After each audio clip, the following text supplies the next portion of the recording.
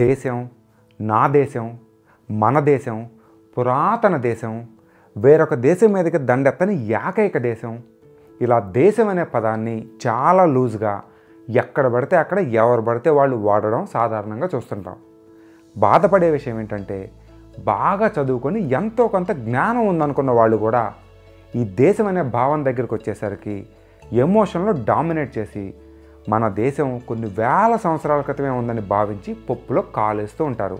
అసలు అన్ని వేల సంవత్సరాల క్రితమే దేశం ఉన్నప్పుడు కేవలం 150 ఏళ్ల క్రితమే పుట్టిన వల్లభాయ్ పటేల్ పుట్టినరోజైన అక్టోబర్ 31ని నేషనల్ యూనిటీ డేగా ఎందుకని జరుపుకుంటున్నాం? ఇది కూడా స్ఫురణకి రాదు. కనీసపు చరిత్ర కానీ సామాజిక అవగాహన కానీ లేకుండా మాట్లాడుతుంటారు. గురజాడ అప్పారావు గారు ఎప్పుడో చెప్పారు, దేశం అంటే మట్టి కాదోయ్, దేశం అంటే మనుషులోయ్ అని. అంటే ఈ నేల కొన్ని వేల లక్షల కోట్ల సంవత్సరాల నుంచి ఉన్నా ఇది మన దేశం అనేది ఇక్కడ బతికిన మనుషులు వాళ్ళ ఆలోచనలో నుంచే పుట్టాలి. ఇంకా పచ్చిగా చెప్పాలంటే ఆ ఆలోచన లేకపోతే దేశమే లేదు. మరి మన దేశంలో ఆ ఆలోచన ఎప్పుడు మొదలైంది? అసలు ఆ మాటకొస్తే ప్రపంచంలోనే దేశం అనే కాన్సెప్టు ఆలోచన ఎవరు ఎక్కడ మొదలుపెట్టారు? అది వేరే ప్రదేశాలకు ఎలా పాకింది? అలా పాకిన తర్వాత ఏర్పడిన మొట్టమొదటి దేశం ఏది? ఇలాంటి ప్రశ్నలకి సమాధానం ఈరోజు మీ కుతూహలం కోసం పదండి చూద్దాం. దేశం అంటే ఏంటో చూసే ముందు 2 విషయాల మధ్య గల తేడాని ఎటువంటి కన్ఫ్యూజన్ లేకుండా అర్థం చేసుకోవాలి. అది అర్థం కాలేదా మేమెంత చెప్పినా మీరెంత విన్నా ఉపయోగం ఉండదు. అదే ఒక ఫిజికల్ ఎంటిటీకి యాబ్స్ట్రాక్ట్ ఐడియాకి మధ్య గల తేడా. ఇదిగోండి, ఇది పెన్ను. మనం దీన్ని కళ్ళతో చూడగలం, పట్టుకోగలం, దీని నుంచి ఏదన్నా వాసన వస్తే అది కూడా గమనించగలం. దీంతో పాటు మన చుట్టూ ఉండే వస్తువులకి భౌతికపరమైన అస్తిత్వం, ఫిజికల్ ఎగ్జిస్టెన్స్ ఉంది. ఎటువంటి శారీరక లోపాలు లేకపోతే అందరూ దీన్ని ఒకే విధంగా పరిశీలించగలరు. ఎందుకంటే ఇప్పుడు చెప్పినట్టు చూసే వాళ్ళతో సంబంధం లేకుండా దీనికంటూ ఒక అస్తిత్వం ఉంది. ఇది ఒక ఆబ్జెక్టివ్ రియాలిటీ. కానీ ఐడియాస్ కానీ యాబ్స్ట్రాక్ట్ కాన్సెప్ట్లు, నైరూప్య భావనలు కానీ అలా కాదు. వాటిని చూడలేం, ముట్టుకోలేం, ఫీల్ అవ్వలేం. అసలు మన సెన్సెస్కి, జ్ఞానేంద్రియాలకి అవి దొరకవు. ఉదాహరణకి న్యాయం, స్వేచ్ఛ, స్వతంత్రం, ప్రజాస్వామ్యం ఇలాగా. ఇవన్నీ మన ఊహల్లో ఉన్న కాన్సెప్టుల ద్వారా మన మనసులో ఒక రూపం ఇచ్చుకోగలమే కానీ అవి భౌతికంగా ఈ ప్రపంచంలో లేవు, ఉండవు కూడా. అలాంటిదే దేశం అన్న భావన, నేషనలిజం అన్న కాన్సెప్ట్ కూడా. ఇంతకుముందు చెప్పిన ఉదాహరణలో పెన్ను మనం ఉన్నా లేకపోయినా అది ఉంటుంది. కానీ మనం కానీ లేకపోతే మన మనసులో సృష్టించుకున్న ఈ యాబ్స్ట్రాక్ట్ కాన్సెప్ట్లు ఏవైతే ఉన్నాయో అవి మాత్రం ఉండవు. ఈ క్లారిటీ మనకి చాలా ముఖ్యం. అలాగే ఈ పెన్ను ఈరోజు ఇలా తయారు చేయడానికి ఎలాగైతే కొన్ని వందల సంవత్సరాలు పదుల సైంటిస్టులు, వేల పనివాళ్ల ప్రమేయం ఉందో, అలాగే ఒక కాన్సెప్ట్ పుట్టి ఆమోదం పొంది అందరి ఊహల్లో ఎస్టాబ్లిష్ అవ్వడానికి కూడా కొంత సమయం, కొందరి ప్రయత్నం, చాలామంది అంగీకారం కావాలి. అవి లేకపోతే పుట్టిన ఊహ ఏదైనా పొరిట్లోనే అంతమైపోతుంది. కాబట్టి ఈ తేడాన్ని కూడా గమనించగలరు. ముందుగా దేశానికి నిర్వచనాన్ని, డెఫినేషన్ చూద్దాం. దాని మీద ఒక అగ్రిమెంట్కి రాలేదనుకోండి, తర్వాత చెప్పబోయేది అంతా వేస్టు. కాబట్టి ముందు దాన్ని క్లారిఫై చేసుకొని అసలు టాపిక్లోకి వెళ్దాం.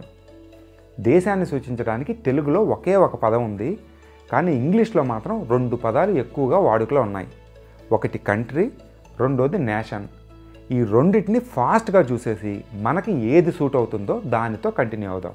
గుర్తింపు పొందిన డిక్షనరీల ప్రకారం నేషన్ అంటే ఒకే భాష, చరిత్ర, సాంప్రదాయాలు కలిగిన జన సమూహం ఒకే ప్రభుత్వంలో ఒకే చోట నివసిస్తే దాన్ని నేషన్ అంటారు. కానీ మన దేశంలో రకరకాల భాషలు మాట్లాడతాం, వేరువేరు సాంప్రదాయాలు పాటిస్తాం. స్కూలు పాఠాల్లో ఒక్కో రాష్ట్రం వాళ్ళు వాళ్ళ రాష్ట్ర చరిత్రను ఎక్కువగా నేర్పిస్తారు. అంటే అక్కడ ఇచ్చిన 5 కండిషన్లలో 3 మన దేశానికి సూట్ అవ్వవు. కాబట్టి దీన్ని పక్కన పెడదాం.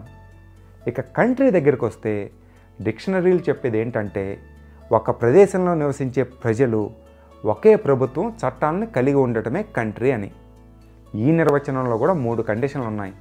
ఒకే ప్రదేశం, ఒకే ప్రభుత్వం, ఒకే చట్టాలు. మనం అందరం ఒకే బోర్డర్ కలిగిన భూభాగంలో నివసిస్తున్నాం, ఒకే కేంద్ర ప్రభుత్వంలో ఉన్నాం, చట్టాలు అందరినీ ఒకేలా ట్రీట్ చేస్తాయి. అంటే ఇంతకు ముందు చెప్పిన నేషన్ కన్నా కూడా మనకి బాగా సూట్ అయ్యే నిర్వచనం ఇదే కాబట్టి దీన్నే ఫాలో అవుదాం. మళ్ళీ గుర్తుపెట్టుకోండి, ఒకే ప్రదేశం, ఒకే ప్రభుత్వం మరియు ఒకే చట్టాలు. లేదు ఇవన్నీ ఇంగ్లీష్ డిక్షనరీలు, వాళ్ళు మనల్ని మోసం చేయడానికి అర్థాలు మార్చేశారంటారా? తెలుగు డిక్షనరీలో కూడా నేషన్ అంటే ఒకే జాతి అనో, ఒకే తెగనో, లేదా ఒకే భాషనో ఉంది. పిక్చర్లో చూస్తున్నారుగా. కానీ కంట్రీ దగ్గరికి వచ్చేసరికి చాలా స్పష్టంగా దేశం అని ఉంది. కాబట్టి కంట్రీనే మనకు సూట్ అయ్యే పదం అనడంలో తప్పులేదు. అలానే ఈ డిక్షనరీల గోల కాస్త పక్కన పెడితే రాజనీతి శాస్త్రంలో స్కాలర్స్ దృష్టిలో కూడా నేషన్ అంటే ఒక సామూహిక ఐడెంటిటీ, భాష, సంస్కృతి, చరిత్ర లాంటి ఇమాజిన్డ్ కమ్యూనిటీ అయితే కంట్రీ అంటే కనుక సార్వభౌమ రాజకీయ unit, sovereign political unit. Benedict Anderson, Ernest Renan లాంటి మేధావులు చెప్పింది కూడా ఇదే. కాబట్టి కంట్రీ అనే పదంతోనే మనం ప్రొసీడ్ అవుదాం, ఇదే కరెక్ట్. మరి చాలామంది చెప్తున్నట్లు 10,000 సంవత్సరాల క్రితం, 5,000 సంవత్సరాల క్రితం, కనీసం 1000 సంవత్సరాల క్రితమైనా ఒకే ప్రభుత్వంలో ఒకే చట్టాల కింద బతికామా? లేదు కదా. తెలుగు నేల మీద ప్రతి ఒక్కరికి తెలిసిన పల్నాటి యుద్ధం నలగామరాజుకి మలిదేవరాజుకి మధ్యలో జరిగింది. ఒకరి రాజధాని గురజాలైతే మరొకరిది మాచర్ల. రెండింటి మధ్య దూరం తిప్పి కొడితే 25-30 కిలోమీటర్లు. ఆంధ్రదేశపు చరిత్రను మార్చిన యుద్ధం ఇంత దగ్గరగా ఉన్న రాజుల మధ్య జరిగింది. మరి అప్పట్లో అంతా ఒకే దేశమైనప్పుడు, రెండు రాజ్యాల ప్రజలు ఒకే దేశస్థులైనప్పుడు కొట్టుకోవడం దేనికి? అంతెందుకు, ఈ మధ్యకాలంలో తెలుగు నేల మీద ఊరు వాడ మరాఠా జెండాలు తెగ ఎగరేస్తున్నారు. మరాఠా రాజుల్ని ఆకాశానికి ఎత్తుతున్నారు. శివాజీ మనవడైన సాహు, ఆ తర్వాత వచ్చిన మరాఠా పాలకులైన బాలాజీ విశ్వనాథ్, బాజీరావు వన్లు రెండు తెలుగు రాష్ట్రాలని కొల్లగొట్టి ప్రజల జీవితాలని నాశనం చేసి దేవాలయాల రికార్డులు ధ్వంసం చేసి ఊరు వాడ శ్మశానంగా మార్చేశారు. ఇదంతా జరిగింది కేవలం 300 సంవత్సరాలకు ముందే. దీని అర్థం మనం ఏదో ప్రతీకారం తీర్చుకోవాలని కాదు. ఇవన్నీ వదిలేసి మనమందరం కలిసిమెలిసి నివసిస్తున్నాం, ఒకే దేశస్తుల కింద సర్దుకుపోతున్నాం. మరి అందరం ఒకే దేశస్తులం అనే ఫీలింగు ఆ సమయంలో మరాఠా పాలకులకి ఎందుకని రాలేదు?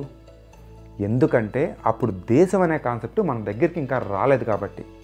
పచ్చిగా చెప్పాలంటే ఇప్పుడున్న భారతదేశం అప్పుడు లేదు కాబట్టి.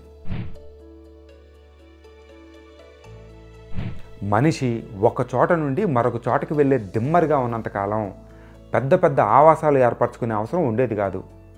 కానీ వ్యవసాయం నేర్చుకొని ఒక చోట స్థిరపడిన తర్వాత మాత్రం సంఘ జీవితం మొదలయ్యి తమను తాము పాలించుకునే వ్యవస్థల అవసరం పెరిగిపోయింది. మొదట్లో తెగలు, తర్వాత గణరాజ్యాలు, ఆ తర్వాత రాచరిక వ్యవస్థలు ఏర్పడి రాజ్యాలు, రాజులు తయారయ్యారు. మనకు తెలిసిన చరిత్రలో ఎక్కువ భాగం రాచరికమే నడిచింది. రాజు దైవాంశ సంభూతుడని, తమను పాలించే హక్కు ఆ దేవుడే రాజుకి స్వయంగా ఇచ్చాడని ప్రజలు నమ్మి ఆ రాజు పాలనని అంగీకరించడమే కాకుండా తన తరపున యుద్ధాలు చేస్తూ రాజ్యాన్ని కాపాడడానికి ఏదైనా చేసేవాళ్ళు. కానీ ఎవరు రాజు అవ్వాలి అన్న దాంట్లో మాత్రం ప్రజల అభిప్రాయానికి అంత విలువ ఉండేది కాదు. ఇక్కడ దేవుడే స్వయంగా రాజుకి పాలించే హక్కు ఇచ్చాడు కాబట్టి ఎవరూ ప్రశ్నించడానికి లేదు. రాజ్యంలో ఉన్న ప్రజలందరి మీద సర్వాధికారాలు రాజువే, స్థలాలు, పొలాలు, ప్రాణాలతో సహా. మరి ఈ విధంగా ప్రజల ఆలోచనలు స్థిరపడిపోయి హక్కులు అనే వాటి గురించి ఏమాత్రం అవగాహన లేని యుగం దాదాపు 2 నుంచి 3,000 సంవత్సరాల కాలం నడిచింది. మధ్యలో కొన్ని చోట్ల చెదురుమదురు సంఘటనలు, దీనికి వ్యతిరేకంగా జరిగిన అవన్నీ ఎక్సెప్షన్స్ మాత్రమే. అలానే భారత భూభాగంలో రాజు దైవాంశ సంభూతుడు అనే భావన బలంగా ఉండేది. మొదట్లో రాముడిని కూడా రాజుగానే భావించేవాళ్ళు. కాలక్రమేణా దైవత్వం ఆపాదించి దేవుణ్ణి చేశారు. అలా రాజులుగా ఉన్న పురాణ పురుషులు దేవుళ్ళు అయ్యారు.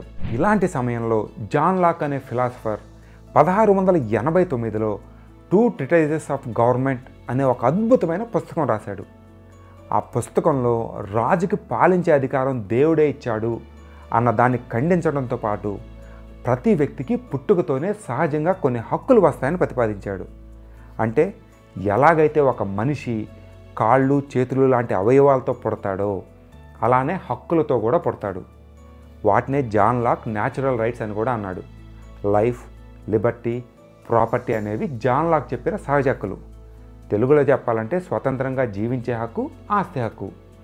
ఈ హక్కుల్ని ఎవ్వరూ కూడా ప్రజల వద్ద నుంచి దోచుకోలేరు, అది వాళ్ళని పాలించే రాజుతో సహా అని సూత్రీకరించాడు. ఇక్కడితో ఆగకుండా ఇదే పుస్తకంలో రాజుకి పరిపాలించే అధికారం దేవుడు ఇవ్వలేదని చెప్పడంతో పాటు ఆయన పాలించాలంటే పరిపాలింపబడే వారి సమ్మతి అంటే ప్రజల అంగీకారం కావాలని, అది లేనప్పుడు తిరగబడే అధికారం ఆ ప్రజలకు ఉంటుందని మొదటిసారిగా చెప్పాడు. ఇలాంటి ఆలోచనలు చేశాడు కాబట్టే ఇంగ్లాండ్ నుంచి పారిపోవాల్సి వచ్చింది.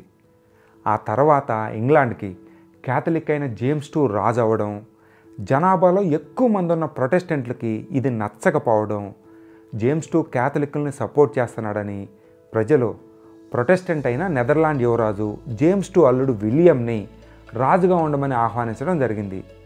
అదే సమయంలో జాన్ లాక్ పుస్తకం కూడా పరిపాలించాలంటే ప్రజల అంగీకారం కావాలని చెప్పడం, అది ఉంది కాబట్టే తాను రాజు అయ్యే అవకాశం రావడంతో కొత్త రాజైన విలియం దీని మీద పెద్దగా ఫోకస్ పెట్టలేదు. దీన్నే ఇంగ్లాండ్లో గ్లోరియస్ రెవల్యూషన్ అంటారు. ఈ రెవల్యూషన్ తర్వాత రాజైన విలియం తర్వాత కాలంలో బాగా పాపులర్ అయిన బిల్ ఆఫ్ రైట్స్ని ఆమోదించడంతో పాటు రాజు అధికారాలను కుదించడానికి ఒప్పుకోవడం, పార్లమెంటు సార్వభౌమత్వం అంగీకరించేసరికి ప్రజాస్వామ్యానికి పునాదులు పడ్డాయి.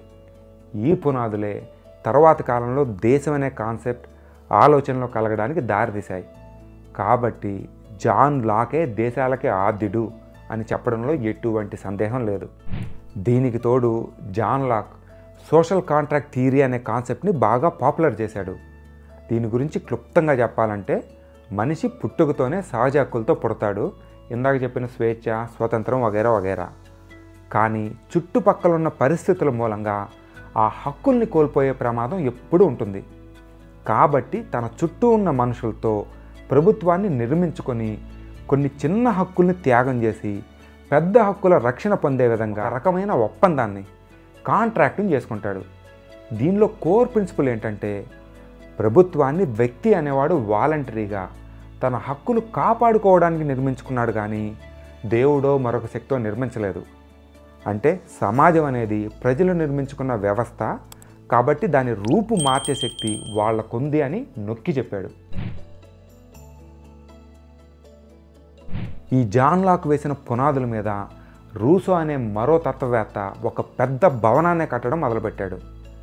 ఒక సమాజంలోని వ్యక్తులు అందరికీ కలిపి జనరల్ విల్ అనేది ఉంటుందని, దాని నుండే ఏ ప్రభుత్వమైనా పాలించే హక్కును పొందుతుందని తాను రాసిన ద సోషల్ కాంట్రాక్ట్ అనే పుస్తకంలో చెప్పాడు. దానిలోని ఒక ఫేమస్ కోటు మీ కుతూహలం కోసం, man is Born free and everywhere he is in chains. మనిషి స్వేచ్ఛగా పుట్టాడు, కానీ ఎక్కడ చూసినా సంకెళ్లతోనే కనబడుతున్నాడు అని దీని అర్థం. రూసో చెప్పిన దానిలో ముఖ్యమైన పాయింట్ ఏంటంటే సమాజంలోని వ్యక్తులు అందరికీ కలిపి ఈ జనరల్ విల్ ఉంటుంది అని. అదొక రెవల్యూషనరీ ఐడియా. అప్పటిదాకా ఒక రాజు ఏమనుకుంటున్నాడు, వాడి సామంతులు ఏమనుకుంటున్నారు, లేదా డబ్బులున్న ధనవంతులు ప్రభుత్వాన్ని ఎలా నడిపితే మంచిది అనుకుంటున్నారు అని ఆలోచించేవారే కానీ ప్రజల ఉద్దేశం ఎవరికీ అక్కర్లేదు. రాజు పరిపాలించే హక్కు సామాన్యుడి నుండే పొందుతున్నాడని, ఆ సామాన్యుడికి ఇష్టం లేనప్పుడు అతనిని పాలించే నైతిక హక్కు ఆ రాజుకు లేదని ద సోషల్ కాంట్రాక్ట్లో వాదించాడు. అయినా కూడా రాజు తన పరిపాలనని కొనసాగిస్తే తిరగబడే హక్కు ఆ ప్రజలకు ఉంటుందని చెప్పాడు. అంటే ఒక మామూలు వ్యక్తిని ప్రభుత్వం అనే చట్టంలో ఇరికించి దానిలో భాగస్వామ్యం చేసి ఆ బండిని ఒక్క తోపు దోశాడు. ఆ దెబ్బకి వచ్చింది ఫ్రెంచ్ రెవల్యూషన్, మిగతాదంతా హిస్టరీ. ఇదే ఫ్రెంచ్ విప్లవంలో దేశం అనే కాన్సెప్ట్ని ఇంప్లిమెంట్ చేయడం మొదలుపెట్టారు. 1789లో రాసిన declaration of the rights of man and of the సిటిజన్స్లో సిటిజన్షిప్ని అంటే పౌరసత్వాన్ని నిర్వచించడంతో పాటు రాజు రాజ్యం అనే భావాన్ని తీసేసి దేశం ప్రజలు అనే భావాన్ని ముందుకు తీసుకొని వచ్చారు. లిబర్టీ, ఈక్వాలిటీ, ఫ్రాటర్నిటీ అనే స్లోగన్లతో ఫ్రాన్స్ అంతా మారుమోగిపోయింది. ఇక్కడి నుంచే పౌరుడు, దేశం అనే భావన గట్టిగా ఇన్స్టిట్యూషనలైజ్ అయింది. ఇదే ఆధునిక నేషనల్ స్టేట్ మోడల్కు అంటే దేశాలకి పునాది మొదలు. ఇప్పటిదాకా పౌరులు, వాళ్ళ హక్కులు, పాలించే అధికారం లాంటివి దేశాన్ని క్రియేట్ చేయడంలో పాలు పంచుకుంటే జర్మనీకి చెందిన జోనాన్ గాడ్ఫ్రీడ్ హెడ్డర్ అటెన్షన్ని కొద్దిగా భాష, సంస్కృతి, సాంప్రదాయం వైపుకి తిప్పాడు. ప్రతి సమాజానికి ఒక స్పిరిట్ ఉంటుందని, అది ఆ సమాజంలోని వ్యక్తుల్ని కలిపొంచడంలో కీలక పాత్ర వహిస్తుందని ఒక ఆర్గ్యుమెంట్ చేశాడు. అంతేకాకుండా రాజ్యం అనేది కేవలం ఒక కృత్రిమమైన వ్యవస్థ అని, ప్రజల్ని కలిపి ఉంచేది అంతకంటే గొప్పవైన బలమైన సామాజిక అంశాలని చెప్తూ ఫ్రాన్స్ బయట ప్రాంతంలో కూడా రాజ్యానికి రాజుకు ఉండే విలువని తగ్గించి పారేశాడు. ఈయన చేసిన కృషితో సంస్కృతి పరంగా భాషాపరంగా కూడా దేశాలు రూపుదిద్దుకునే ఆలోచనలు మొదలయ్యాయి. రూసో, హెడ్డర్ లాంటి వాళ్ళు ఇచ్చిన ఇన్స్పిరేషన్తో జర్మనీలో బిస్మార్క్, ఇటలీలో జోసెఫ్ మాజని, గారి బాల్డీ లాంటి వాళ్ళు వివిధ రాజ్యాలలో ముక్కలు ముక్కలుగా ఉన్న తమ దేశాలని ఏకీకరణ చేయడం మొదలుపెట్టారు. వీళ్ళకంటే ముందే Greek war of independence, Serbian uprising లాంటివి జరిగి ఒట్టోమన్ సామ్రాజ్యం నుంచి మెల్లగా తూర్పు యూరోపియన్ దేశాలు ఫామ్ అవడం మొదలుపెట్టాయి. 19వ శతాబ్దం చివరికల్లా దేశం అనేది ఒక గవర్నింగ్ యూనిట్గా ఎస్టాబ్లిష్ అయింది. మధ్యలో పనిలో పనిగా ఒక సివిల్ వార్ జరిగి అమెరికా కూడా ఒక దేశంగా తయారైతే ఎప్పుడైందో ఎలా అయిందో సరిగ్గా తెలియదు, కానీ యూకే కూడా ఎప్పుడో దేశమై కూర్చుంది. యూకే స్టోరీ కాస్త క్లిష్టంగా ఉంటుంది కాబట్టి అది ఇంకెప్పుడైనా చూద్దాం. ప్రపంచంలో ఇన్ని సంఘటనలు జరుగుతుంటే మరి మనం ఏం చేస్తున్నాం? ఇప్పుడున్న భారత భూభాగం రకరకాల రాజ్యాలుగా విడిపోయి ఒకదానికొకటి కొట్టుకోవడంలో బిజీగా ఉండి బ్రిటిష్ వాళ్ళు ఆక్రమించుకోవడానికి ఒక ఫెర్టైల్ గ్రౌండ్, సారవంతమైన భూమిని తయారు చేస్తున్నాం. ఒక పక్క రూసో సోషల్ కాంట్రాక్ట్ని ప్రతిపాదిస్తూ ప్రజల అనుమతి లేకుండా పాలించే హక్కు రాజుకు లేదని చెప్తూ ఫ్రెంచ్ రెవల్యూషన్కి దారి వేస్తుంటే, మన దగ్గర ఢిల్లీలో పతనమవుతున్న మొఘలు సామ్రాజ్యం, పశ్చిమంలో మరాఠాలు, ఈశాన్యంలో బెంగాల్ నవాబులు, పంజాబ్ రాజస్థాన్లో రాజ్పుత్ సంస్థానాలు, మైసూరు రాజ్యం, గోల్కొండ నవాబులు, ఆర్కోట్ నవాబులు, ట్రావెన్కోర్ కొచ్చిన్ సంస్థానాలు ఇవన్నీ ఆధిపత్యం కోసం పోరాటాలు చేస్తున్నాయి. ఇవి పెద్దవి మాత్రమే. ఇవి కాకుండా చిన్న చిన్న సంస్థానాలు, రాజ్యాలు కొన్ని వేలకు వేలు ఉండొచ్చు. ఇలాంటి కాలంలో ప్లాసీ యుద్ధం ద్వారా బెంగాల్లో దివాన్ హక్కులు పొంది బ్రిటిష్ వాళ్ళు తమ ప్రభావం పెంచుకుంటూ పోతున్నారు. ఉత్తరంగా కలకత్తాలో, పశ్చిమంగా ముంబైలో, దక్షిణంగా మద్రాసులో తిష్టవేసి మెల్లగా దేశాన్ని ఆక్రమించుకోవడం మొదలుపెట్టారు. మొదట్లో ఈ 3 ప్రెసిడెన్సీలు అంటే మద్రాస్, కలకత్తా, బాంబే ప్రెసిడెన్సీలు ఇండిపెండెంట్గా స్వతంత్రంగా తమ ఏరియాని పరిపాలించడం మొదలుపెట్టాయి. ప్రతి దానికి కూడా ఒక గవర్నర్, కౌన్సిల్ ఉండి వీళ్ళందరూ లండన్లో ఉన్న ఈస్ట్ ఇండియా కంపెనీకి జవాబుదారీగా ఉండేవాళ్ళు. అంటే ఈస్ట్ ఇండియా కంపెనీ చక్రవర్తి అనుకుంటే వీళ్ళు సామంతులు అనుకోండి.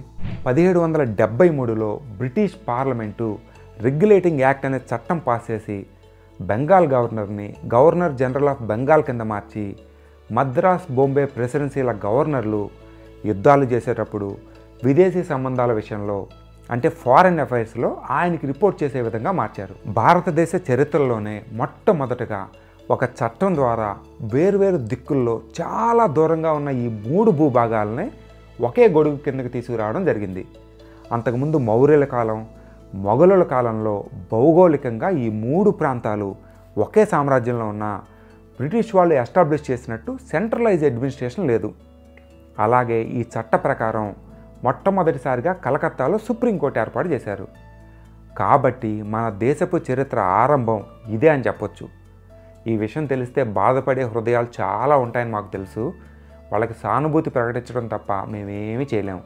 ఎందుకంటే ఇది చరిత్ర, ఇదే జరిగింది కాబట్టి.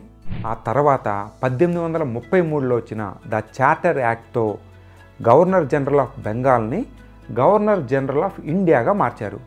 పేరు బట్టి అర్థమైందిగా ఏమైందో. ఈ చట్టంతో బెంగాల్, బాంబే, మద్రాసుల్ని ఒకే కేంద్ర ప్రభుత్వం కిందకి తీసుకొని వచ్చారు.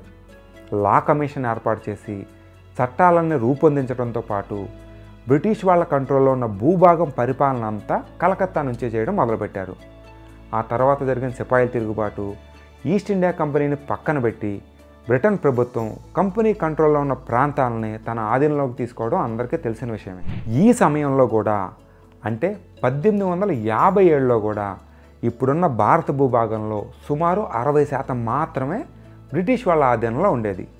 మిగతా 40% ప్రిన్స్లీ స్టేట్స్లో, సంస్థానాల్లో అంటే హైదరాబాద్, మైసూర్, ట్రావెన్కోర్, కశ్మీర్, బరోడా, గ్వాలియర్ లాంటివి ఇంకా రాజ్యాలుగా ఉండగా వాటి రాజుల ఆధీనంలో ఉన్నాయి. దాని అర్థం ఆ టైంలో కూడా ఇంకా భారతదేశం పుడుతూనే ఉంది. అక్కడ దాకా ఎందుకు, 1885లో ఇండియన్ నేషనల్ కాంగ్రెస్ స్థాపించారు. దాని ఎయిమ్స్లో లక్ష్యాల్లో ఒకటి ఏంటంటే develop a feeling of national unity among people irrespective of religion, caste or province. దీని అర్థం కుల మత ప్రాంతాలకు అతీతంగా అందరూ భారతీయులే అనే భావం సృష్టించి ఐకమత్యం సాధించటం. అప్పటికి ప్రజల్లో అందరూ భారతీయులే అనే భావన ఉంటే ఈ లక్ష్యంగా ఎందుకు పెట్టుకుంటారు? ఇది కూడా లాజిక్కే కదా. ఇక్కడ కాంగ్రెస్ అంటే నెహ్రూ కాంగ్రెస్, ఇందిరా కాంగ్రెస్ అని మా మీద పడిపోవద్దు. వీళ్ళంతా పుట్టక ముందే మొదలైన కాంగ్రెస్. మెల్లగా దేశం నలుమూలల నుండి కాంగ్రెస్లో ప్రజలు జాయిన్ అవ్వడం, అలా జాయిన్ అయిన వాళ్ళు తిరిగి తమ ప్రదేశాలకు వెళ్ళినప్పుడు ఈ ఐడియాలజీని ప్రచారం చేయడంతో మెల్లగా ప్రజలకు కూడా ఇది మన దేశం, బ్రిటిష్ వాడు పరాయి వాడు అన్న ఆలోచన కలగడం మొదలైంది. 1915లో మహాత్మా గాంధీ ఇండియాకి తిరిగి రావడం, దేశం మొత్తం తిరిగి ప్రజలందరినీ ఏకతాటిపై తేవడం, ఈ ఫీలింగ్ ఇంకా గట్టిపడింది. మన దేశాన్ని నిర్మించింది గాంధీనే అని చెప్పినా తప్పులేదు. ఆయన శిష్యుల చిట్టా తీస్తే నెహ్రూ, పటేల్, బోస్, రాజాజీ, టంగుటూరి ప్రకాశం, మౌలానా ఆజాద్, అబ్దుల్ గఫర్ ఖాన్, సరోజినీ నాయుడు లాగా భారతదేశం ఆ మూల నుండి ఈ మూల దాకా ఉన్నవాళ్ళు కనపడతారు. అందుకే సుభాష్ చంద్రబోస్ లాంటి వాడే మహాత్మా గాంధీని ఫాదర్ ఆఫ్ ద నేషన్ అన్నాడు. ఇక ఇంతకంటే మేము చెప్పేది ఏమీ లేదు. 1947లో స్వతంత్రం రావడం, సుమారు 600 సంస్థానాలను కలుపుకోవడంతో ఈ రోజున్న భారతదేశం ఏర్పడింది. అప్పుడు కూడా హైదరాబాద్, జునాగఢ్, కాశ్మీర్, ట్రావెన్కోర్ లాంటివి కలవకపోతే సామ దాన భేద దండోపాయాలు ఉపయోగించాల్సి వచ్చింది. ఆ కలుపుకునేదాకా కూడా ఆయా రాజ్యాల్లో ఉన్న సామాన్య ప్రజలు తమను తాము భారతీయులుగా భావించారని చూస్తే అనుమానమే. కాబట్టి అఫీషియల్గా భారతదేశం ఏర్పడింది 1947లోనే. ఆ తర్వాత కొన్ని రాష్ట్రాలు కలిసిన వాటి సంఖ్య రీత్యా, విస్తీర్ణం రీత్యా అది పెద్ద విషయం కాదు. ఇలా సంస్థానాలను కలిపి దేశాన్ని నిర్మించడంలో కీలక పాత్ర వహించాడు కాబట్టే సర్దార్ వల్లభాయ్ పటేల్ పుట్టినరోజుని నేషనల్ యూనిటీ డేగా జరుపుకుంటున్నాం. ఇది దేశాలు, వాటి పుట్టు పూర్వోత్తరాల సమాచారం, మన దేశపు ఆవిర్భావ చరిత్ర. మీకు ఆల్రెడీ తెలిసిన దానికి ఈ వీడియోతో మరికొంత యాడ్ చేసామని భావిస్తే లైక్ చేయడంతో పాటు కొంతమందికి షేర్ చేసి జ్ఞానాన్ని పంచండి. లేచిన దగ్గర నుంచి కూడా వాట్సాప్లో లేని గొప్పలు చూసుకుంటూ తప్పటడుగుల్లో కాలేసే వాళ్ళు కొంత నేర్చుకుంటారు. చరిత్ర ఏదైనా, దేశం ఎప్పుడు మొదలైనా మనమంతా భారతీయులం. తేడాలను పక్కన పెట్టి కలిసి బతుకుతున్న వాళ్ళం.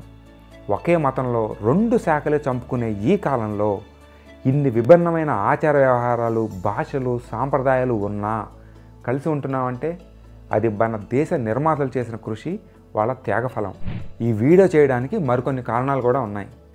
ఎప్పుడైతే మన దేశం పురాతన దేశం, వేల ఏళ్ళుగా ఉంది అని నమ్ముతూ ఆ విషయాన్ని ప్రచారం చేశామో అప్పుడు ఈ దేశాన్ని నిర్మించడంలో ప్రాణాలు త్యాగం చేసిన వాళ్ళని అవమానించినట్లే.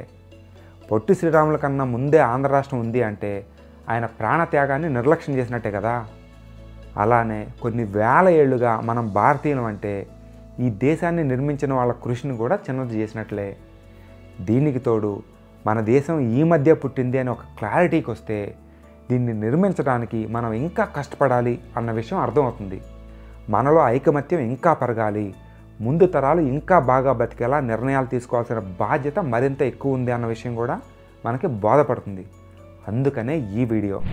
పాలించే హక్కుని ప్రజల అనుమతితోనే పొందాలి అని లాక్ చెప్పిన 350 ఏళ్ల తర్వాత కూడా మన ఆలోచన విధానం మారిందా అంటే లేదనే చెప్పొచ్చు.